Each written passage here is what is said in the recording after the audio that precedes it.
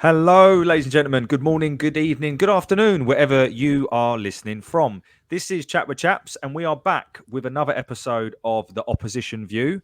And we are looking ahead to our game on Saturday at the Den, and we welcome Sheffield Wednesday. We have James from the Wednesday Till I Die podcast. Welcome, James. How you doing, mate? Yeah, I'm all good. Thank you very much. You for having me on the show, as always. No, mate. Thank you for coming on and looking forward to digging into this one. I think we've got two teams that results have been a bit hit and miss in the first three games. So it'd be good to try and understand what you think's been going on your end. But yeah, I mean, James, let's just jump straight in, mate. Like, cast your mind back to the summer. Yeah, what was your hopes for the season? You know, you kept Danny Rohl. That was a big thing for you. You seemed to Yeah. do a lot of recruitment early. Yeah, how do you think the summer went for you? Yeah, I think you've hit the nail on the head there. The key was to keep Danny Rohl. Obviously, last season he performed an absolute miracle. We were awful. 13 games to get his first win under, Cisco Munoz. And yeah, it were terrible. Like, so to still be, sat here today talking about a championship game on Saturday. Yeah, there were times last season where I didn't think that were going to be possible. So yeah, to obviously, he was still under contract, Danny Rohl, for I believe until the end of this season anyway. But for him to still be here and not gone elsewhere and actually signed a new contract was absolutely massive, to be fair. So yeah, that was obviously the first thing and the first kind of tick on the sheet. But there was a lot of players that were that either released or we'd let go. We You had had a a lot big of turnover, loans. didn't you? Yeah, and something that Danny Rail's come in and said that that's not good enough. Like, obviously he came in halfway through the season. It's not something that he's had anything to do with. Obviously, we've seen a huge change in terms of the players that have come in now, in terms of their contract lengths, and players that have signed new contracts. They've been a lot longer deals and things like that, which is good. And he's just got a vision for the future, which is something that we've never really had under the previous managers or anything like that. In terms of kind of what I'm wanting for the season, the last, I want to say, 5 seasons have been either relegation. So it was relegation out of the Championship under the COVID year. Then we had a playoff defeat at Sunderland from League One. Then we won in the playoffs, and should have gone up automatic, and that was a whole miracle in itself. And then we've had a season where we're in the bottom 3 for the whole season last season. So I just want a normal season. A season like Stoke will be fantastic. Mid-table and just no dramas would be brilliant, because it's been drama central, like I said, for the last 4 or 5 seasons. Which is, yeah, I had hair before I started, in the Mate, last 5 seasons. my hair was black. And then this is what's happened. So I feel you. So you just want to be like Stoke or Preston. You just want to get through Yeah. the season, mid-table, no chaos, Yeah, look, and a platform to build on. yeah, I want to, you want to get into the Premier League, of course you do, but being realistic, I just, there's been, like I said, just seasons where in League One it was like you had to win every single game, and then obviously last season we couldn't even buy a win, and then it was just constantly, trying to, how many points do you need to survive, and everyone seemed to be winning, and you're thinking, oh, I'm gonna have to go to Fleetwood next season, and yeah, it was. I mean, look, there were some fantastic games, some fantastic away days, some fantastic memories. But yeah, I just want drama free. Of course, if you said to me we're going to finish in the top 6, I'm not going to turn it down, am I? Of course, that's what we want. But yeah, drama free, please, this season. Yeah, mate. Do you know what? For similar, I would like a similar outcome, but for slightly different reasons. We've been since we've been back in the Championship, we've either been at the top end or at the bottom end. And I would just take middle of the road right now. Obviously, 2 seasons of losing the chairman last summer, losing Matty Sarkic this summer. It's rocked the club, and I would take, just as you are, 12th place right now. So Yeah, you touched on there as well, almost as if your best bit of recruitment was keeping Danny Rohl. From an outsider looking in, obviously I can see the results change, right? I saw that last season when he came in. And I vividly remember you beating us quite comfortably at the Den in his tenure last season, and he come up against Joe Edwards, who was our manager at the time, who had similar playing styles, I think. But talk to me just how good is Danny Rohl? Yeah, I mean, look, we set the bar very low beforehand, obviously, so I think that does obviously help. But we've just took to him like you know, he just gets the club. I've never seen fans take to someone as much as what we have done in such a short space of time. You know, he resonates with the fans. You know, he always makes it a point to go around at the end of the game. Obviously, when win, lose or draw, to clap the fans. There's some managers that just want to disappear off and you know, and go straight into the changing room, the dressing room. He doesn't. He's always there at the end and shows, you know, his appreciation to fans, which I think is massive. It's great when it's good, but I think also when it's bad as well, it buys you a bit of time if you like that. And we have had some hammerings as well. I mean, we've had a hammering already this season. We're only 3 games in. It does help. But you know, it came in and what he did is just give the team that belief and that confidence. And every player, every single one of them's come out and said, you know, best manager that we've worked with, and he's so thorough. You know, he was an analyst beforehand, so as you know, like it or hate it, that's the way that football is going now. It is very much, you know, data driven. XG. I don't know if that's a swear word or not, but it is to some people. Some people hate that, but you've got to. It's here to stay, and he is very much like that. You know, PowerPoint presentations before games, going through, you know, really drilling into what he's wanting the players to do. I mean, he was at Bayern Munich. He's been at the German national side.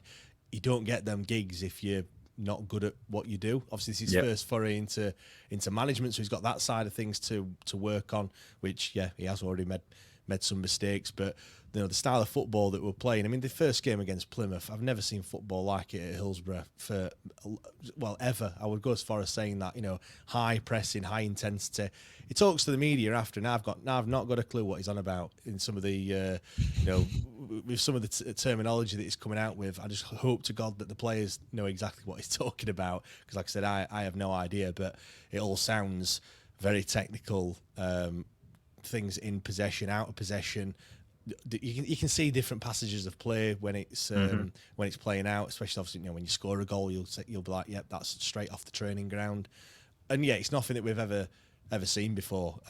Have we got the players to carry it out? He's only, you know, he's not even been here a full year yet.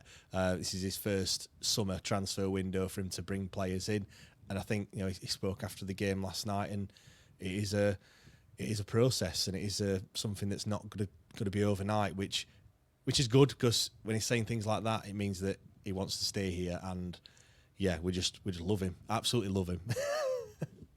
Oh, amazing, mate, amazing. And I think again, from an outside perspective looking in, I think you look at a club like Sheffield Wednesday and say that there's been massive progress, both on and off the pitch. I think, you know, at times when you can galvanise a football club and bring the fans closer to the players, that can help with other things, right? Because I know you've had your fair share of interesting situations with the owners and things like that over the years, but we won't necessarily. Maybe that's a show for another time. So he's been here a year. He's had the summer. There's been quite a lot of changeover of players. Talk to me about the recruitment you've done so far. You know, was he backed in the summer? And then maybe we can then segue into what you think you still need with 2 days of the window to go. But let's start with the recruitment business you've done so far. Yeah, as I've mentioned, there was a lot of players that left either out of contract or released, or a few have also, you know, been sold in the transfer window as well. But that meant that we needed to bring a hell of a lot of players in, and we did need that, because I think, you know, as I kind of alluded to, have we got the players to carry out the system that he wants to play?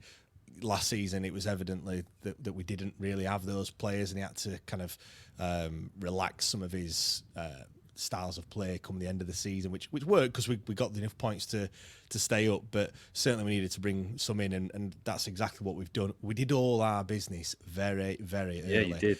I think up until, I mean, we've just signed a player, Shea Charles, a couple of days ago, yesterday in fact, which That was signing number 11. Ugbo was a couple of weeks before that. He was number 10. But before, I think it was a good 4 or 5 weeks without making any more signings. But we had already made 9 at that point. So, yeah, we've been on 2 training camps. You got a lot of the business done very, very early and quickly, which I think is needed. I hate it when people say, "Oh, we need to give players time to gel."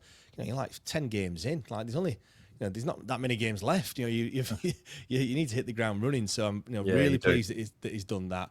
I mentioned Shea Charles has just come in. He's coming from Southampton on a season-long loan. We needed a defensive midfielder, and he is exactly that. He's the brother of the young goalkeeper Pierce Charles that we've got, who played in the cup last night. He's the elder brother. So that's nice that they've been reunited in the true Oasis style, of course, over the past couple of days. Very prevalent, yeah. Exactly. So that's good. Signed for 10.5 million. For Southampton from City only last season. So clearly he's got a bit of pedigree and come through the Man City youth ranks as well, which is always good. He's definitely someone that we did need, something that we were really, really missing, especially in the last two league games.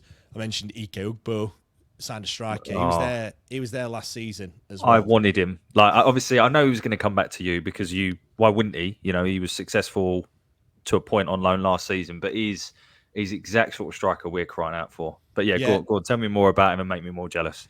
He hit the ground running last season when he signed in January, and I think it was 6 in 5 games. Fox in the box is how I would describe him. He's one that his movement inside the box is absolutely phenomenal. He scored last night as well in the League Cup, and if you go and watch that goal, that is a typical Ike Ugbo goal. Ball pulled back to him, 6-7 yards out, and makes no mistake. It wasn't just all kind of known players to us either. Olaf Kabacki, one that we signed from the Polish second tier. Now I don't know. As you do. Exactly, yeah. Like that we searching far and wide. It makes me laugh when people say, "Oh, signed a cracking player there." How? Like, what are you watching? What bets are you putting on there for you to look at the Polish second tier? But no, he's another one that brought in. He's a winger. Max Lowe from Sheffield United. He's made the switch over the City, over the divide. He's a left back we brought in. Jamal Lowe as well, centre forward. We've been linked to Jamal Lowe about 74 times, and we've never signed him. How's he started his career at Sheffield Wednesday? He scored on his debut, which you can't do better than that. To be fair, which he's good. Unless we haven't scored in the previous 2 league games, which have been a bit a bit of a struggle. But no, he's really good. He came on again last night and really showed his class and showed why he's been in the Championship for as long as he has been. Really, I could go on with the other signings that we've made. It's been a mix of kind of youth and experience as well, which I think is always good. And I think the main thing is, on paper, you look at the players that have come in and they're all an upgrade on the players that have left. Some are unknown, like Kabacki, like I've mentioned, the guy from the Polish second tier. But on the main, so far, all that have come in, I've got no real problems, and with saying that, let's say they're all better than what we had last season. Yeah, I'll be honest with you, mate. This is obviously I do one of these before every game, and it's a similar story. And this is why Millwall we're lagging behind. Everyone I speak to is saying, big change. I spoke. So obviously we played Hull, massive change of clientele there. Lots of money being spent. Yes, admittedly, they've recouped a lot, but lots of money being spent. Spoke to Bristol City that have gone out and spent 12 million this summer. Sinclair Armstrong, signing players that are upgrades, that have Championship experience. Yes, mixed in with the odd, who on earth is that signing? But who doesn't love a little bit of that? So it's... One thing I would say, we haven't spent much money. We spent, I think, 2.5 million on Ike Ugbo, a couple $100,000 on a few others. Other than that, it has been pretty much free transfers. And so it shows it can be done. Yeah. Can be done. I mean, that's probably where, when you mentioned about lagging behind, that's probably where we are lagging behind a little bit. When you're looking at the top 6, they are spending 5, 10, 15, 20 million pound on certain players, or over a few players, which that's difficult, and certainly offloading players. We haven't got a great youth setup, and historically we've not really brought players in to sell them. We haven't really had that sort of model. The chairman's just blanket refused to sell them. It's like buying a car off Auto Trader and just running it into the ground. That's kind of what we do. We just get everything out of them, and then it's we just leave it at the side of the road, and they leave on a free at the end of the contract, which is not ideal. So yeah, we start to change that. That's not an overnight thing. That takes time to come in, and yeah, we have to adapt as a fan base and realise and recognise that players, we might have a good player on our hands. We might only have him for 1 or 2 seasons, and you need to shift him on and then bring the next recruits through. Like I said, that's never happened, and it's not happened yet either. So yeah, but we need to brace ourselves for that, really. And that's how clubs. I mean, you're maybe Millwall fans will kill me for saying this, but I think it's a fair comment. You're a bigger club than Millwall, and you obviously your gates, justify that. But clubs like us that maybe don't have the investment from other areas, we have to buy and sell, or produce youngsters and sell, and then you bring in 4 or 5 for the money you've sold that one for, right? That's how we will climb the ladder. But yeah, we shall see. But anyway, I want to touch on your first 3 league games, because after last night for the Carabao Cup, and I'm sure you'll ask me this question when I come on yours a bit later on, it was dire, mate, last night. It was bad. So I don't want to talk about the Carabao Cup. So let's stick to league. Well, to give you a bit of crumb of comfort, the first half in our Carabao Cup fixture was absolutely awful as well. I know it finished 5-1, but yeah, we were terrible in that first half too. So if that gives you a bit of hope. I mean, not really, because you won the game 5-1. We lost at home to Leyton Orient 1-0 without a shot on target. So there is your benchmark, mate. But let's. I would love to just know. Obviously you started the season on fire. I had you tipped. If I'm being honest, I did a league table. I probably should have shared it with people that listen to this, to be fair. But I put you in the top 10. Didn't quite have you in the playoffs, but I think I thought you were gonna go close. 3 games, 3 points. How would you assess the opening 3 games? Like I've already alluded to, the opening game against Plymouth, I cancelled my hotel at Wembley for the playoffs because I thought we were going up automatic.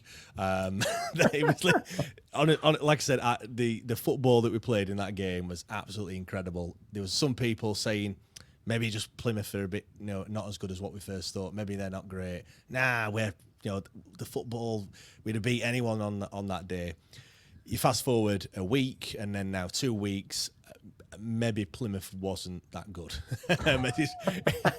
You could, because then we've 4-0 win against Plymouth at home, which we travelled to the Stadium of Light the week after, and yeah, it's a 4-0 defeat.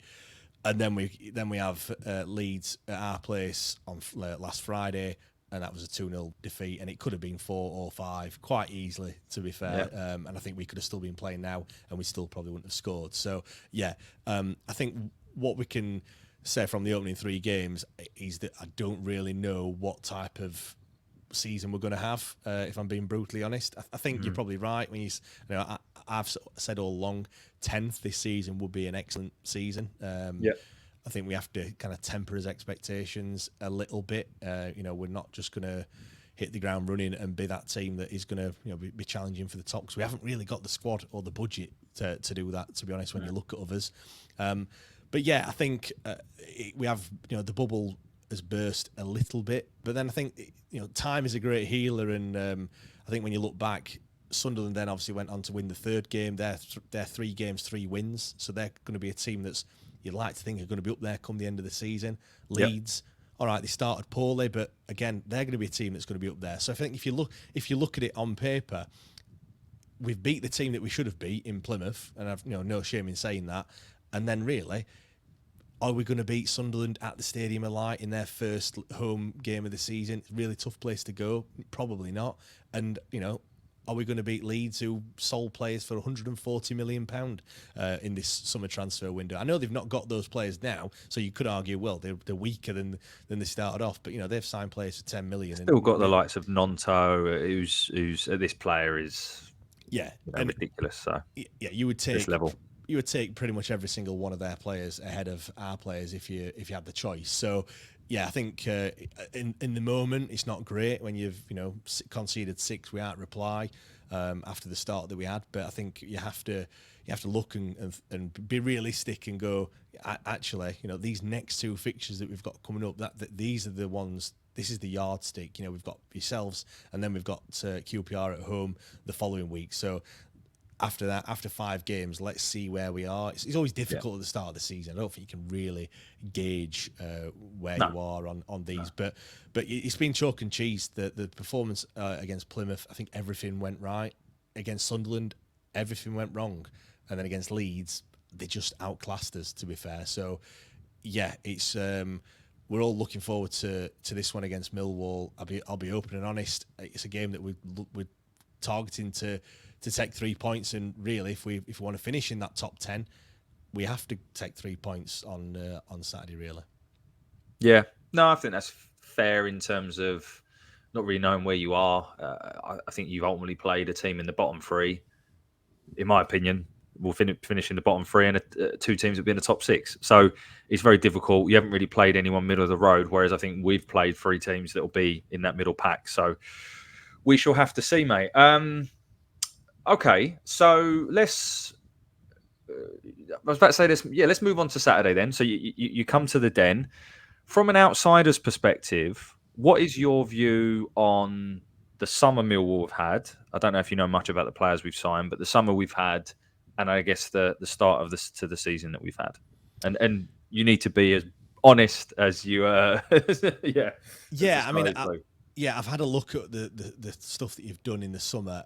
It looks quiet, if I'm being honest. And I think that's probably down to the fact that with how well you finished last season, maybe you thought that you perhaps had enough to kind of continue that into this season. You perhaps didn't need to change a great deal either. A few tweaks here and there. Having said that, I don't know whether the fact that you've not done a load of business is a good thing or a bad thing. We've made 11 signings. We're probably going to make 3 or 4 more between now and the end of the week, which is a hell of a lot of change when you look at it. Again, don't know if that's a good thing or a bad thing really. In terms of the start of the season that you've had, I'm surprised that you've not picked up more points than what you have done, and I'm surprised that, again, like I mentioned, you finished really, really well. Like us, I think you were the only team that finished in better form than us last season, and really climbed up the league at the end, and you looked in trouble, and then all of a sudden that were it. You put the afterburners on and see you later kind of thing. So I'm surprised that you've not kind of carried that form into this new season. And I've seen a few comments on on social media saying that the gaffer's not the one to take you forward and stuff like that. It feels like a big 180 shift. I can't really believe it so soon. I know football fans are very, very fickle. But I must admit, I thought you'd have picked up more points than what you have done. It is still early days though, and I think when you look at the league table this time last year, there's Birmingham were in the top 6. Yeah. Look how they finished. Middlesbrough were second from bottom. Obviously, we were bottom at the time. So things can change very, very quickly. Macaulay Langstaff is a player that I've looked at quite a lot and said, could he do a job at Sheffield Wednesday? I'm surprised to see that he's not featured a great deal for you. I thought he'd be a shoo-in for starting straight away. And again, like you, finished strongly. He's had 2 or 3 storming seasons, albeit in the lower leagues. But I'd have thought you'd wanted him to be starting and scoring goals and carrying on where he left off, kind of thing. Yeah, Macaulay Langstaff it's an odd one because I think he wasn't fully fit when he signed. So I don't think he could have started the season even if we wanted him to. I don't think that was very well known. Be at a toe operation or something. And then in the glimpses we've seen of him, if I'm being really honest, he's not looked up to it. Now, I have to caveat that with the fact that we play a style that I don't think he's used to and doesn't get the best out of him. So in all the things I've seen of him, he's played in a quite a good football inside, albeit for the level, created bundles of chances, and he's a fantastic finisher. Well, our style, and you'll see on Saturday, is not that. So I think there's probably an element of, and I always look back to, and this is with the greatest respect to us, I always think, well, there must be a reason why we signed him, and he's not gone to, why Coventry? They're signing Thomas Asante and all these foreign players, and they've not looked at players like Macaulay Langstaff. So I don't know, but I want him to come good. He seems like a good lad, but I think we probably just need to take the pressure off with a win, and then maybe we'll see a little bit more from him. But we'll see. We shall see. So on to Saturday then, mate. Are you coming down, or are you able to make it? I'm not, no. But I'll be watching it, of course. Millwall is not. It's not one that I've done. Not one that I've ticked off. Certainly one that I'd like to. But we'll be packing out that away end. As always, it's always a trouble. Getting tickets for any away game, and I know we haven't had as big an allocation as last time, which is a bit of a shame because we'd like 2, 3, 4,000. We'll sell them. It took 7,500 to Blackburn at the back end of last season, which was I remember that, which was amazing. So it's always always a well-travelled club, of course. Yeah, no, you are, and I expect you to make lots of noise as you always do on Saturday. So, who is one player that the Millwall fans should look out for that might cause us problems on Saturday? I'm going to go with Anthony Masaba. I knew you would, because he destroyed us last season. he did, yes. I could have gone with Barry Bannon, but everyone knows about him. He's been at Sheffield Wednesday for far too long. Well, not far too long, but you know what I mean. Everyone knows about him. But Anthony Masaba is one that if you were there last season, you'll know exactly what he can give. He finished with 7 goals last season, which was our leading goal scorer. I know it's not great, but still, scored goals in a poor side. I said a lot last season that he was very much speedboat, no driver, in that he's lightning quick. He gets there, and his end product isn't quite there. However, he's a player that really does get you on the edge of your seat. He does need to kind of work on his end product a little bit. He had probably 4 or 5 chances against Plymouth. How he didn't score, I have no idea. But only time will tell. When he does get that goal, I think he'll carry on and get more. He just loves to take you on. He will. He'll kick the ball past you. He'll run. He's got pace to burn. So. He plays on the left, right? He does, yeah. That's right. So he's one that will play on the left. We normally play kind of a 4-2-3-1. So he's on the left hand side, and he don't aim to put a cross in. He'll cut in and he'll go to the byline and drag the ball back to the edge of the 6-yard box, or he'll cut in and try and have a shot with his right foot. He's one to certainly look out for. And on the opposite side, Jedi Gassama, when he plays, he's just like a carbon copy of Masaba. So if we've got both of them playing, could certainly be a handful. It's going to be interesting to see whether Ike Ugbo starts. He started last night and played the full 90 minutes, so he probably won't. I know he's been probably Jamal Lowe starting, right? Probably Jamal Lowe going down the middle, which Ike Ugbo would be first choice, but I think they wait until after the international break for him to be kind of up and running, which is a shame really, because he was here for the back end of last season, and then he left, came back, and in that summer he's somehow got he's not match fit. So I've no idea what he was doing. Maybe having too many pina coladas on the beach or something like that. Yeah, something like that, mate. But he probably won't start, which will be good news for yourself. Yeah, no, I mean, yes, but at the same time, Jamal Lowe has a habit of scoring against Millwall. So He had a habit of scoring against us. He scored against us last season, so yeah, we are delighted that he's now playing for us and scoring goals in the right net as far as we're concerned. Yeah, I bet you are, mate. I bet you are. All right, we've come to that time then. Score prediction. Yeah, how do you see it playing out on Saturday? Well, I've gone for a 2-1 win for Sheffield Wednesday. We have trouble when we concede first. I saw a stat that said that we've conceded something like 57. When we've conceded first, we've gone on to concede 57 goals and score just 7, I think, or 9, I think it was.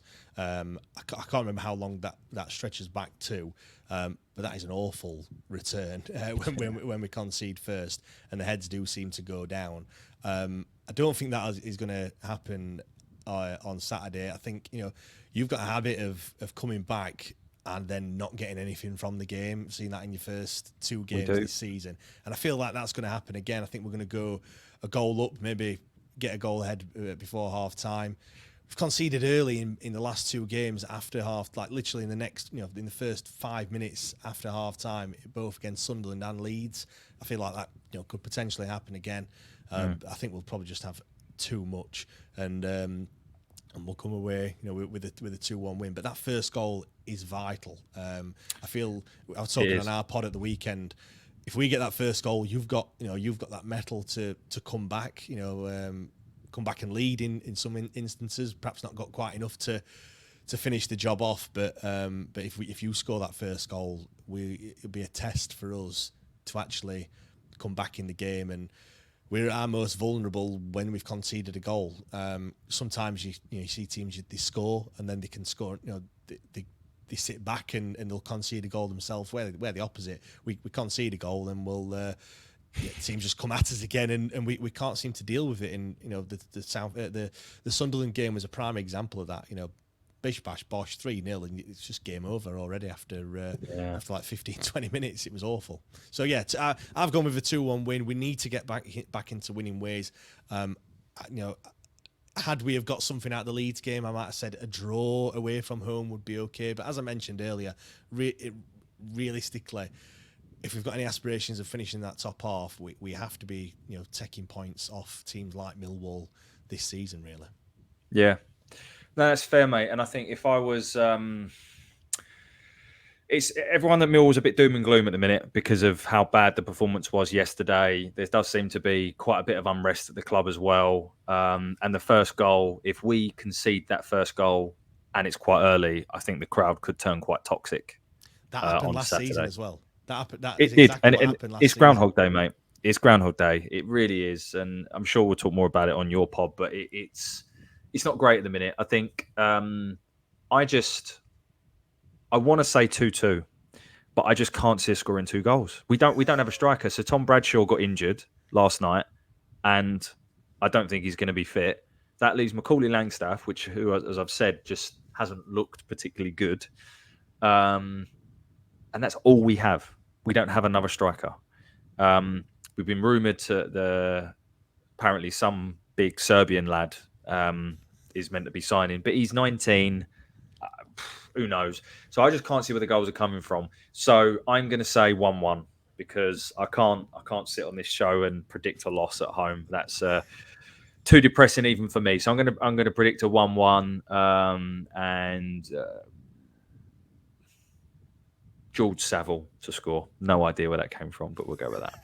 So there we go. You'll have to put a bet on now on that one. You've predicted it there. You've plucked it from nowhere, and you'll have to, because if that comes in, you'll be kicking yourself. I will, mate. Yeah, I'll have to do. It's got to be at least 20-1, surely. Anyway, James, it's been a pleasure to talk to you, mate. Really good conversation. Thank you for coming on. Just share with the Millwall fans listening to this how they can find out more about your podcast. Yeah, so we're on YouTube. We're also on all the podcast platforms. So just search for the Wednesday Till I Die podcast. We normally do our show on a Sunday evening, 8:00. So if you've beaten us and you want to gloat like the Leeds fans did, then join us on YouTube. Like I said, 8:00 Sunday evening. Normally 90 minutes of whinging, moaning, or celebrating, of course. And I hope it is the latter this weekend, because we can't have three pods on the trot where I'm talking about a defeat. So and we're on all the socials. It's at WTID Pod, as you can see below there, and come and join us. Great. Well, thank you, James. After Saturday, I wish you all the best for the season. As I said, thank you for coming on, and I'm sure we'll speak soon. And to the Millwall listeners, thanks very much for listening. As always, please do like, share, and subscribe. We are, at time of recording, 8 subscribers away from that golden 1,000 mark, which, as I've already said, that 1,000 mark enables us to make money on YouTube. And as soon as we make money on YouTube, we make money for Cancer Research UK. So give us a like, share, and subscribe, and we'll see you down the den on Saturday. Thanks for listening. Bye for now.